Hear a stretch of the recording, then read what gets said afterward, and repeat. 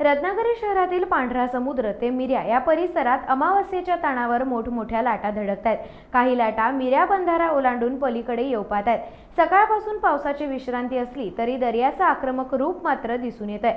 फेसाळलेल्या समुद्राच्या प्रचंड लाटा आणि गर्जना कानी पडतात। हवामान खात्याने दिलेला अंदाज तंतोतंत खरा ठरल्याचं म्हटलं जातंय।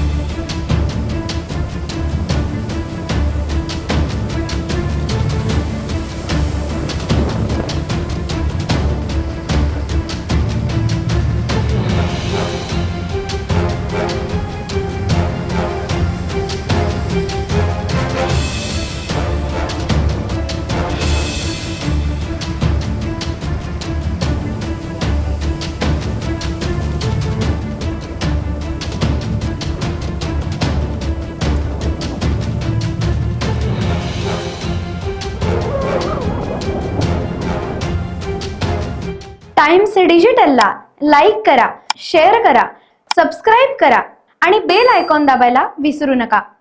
Times digital.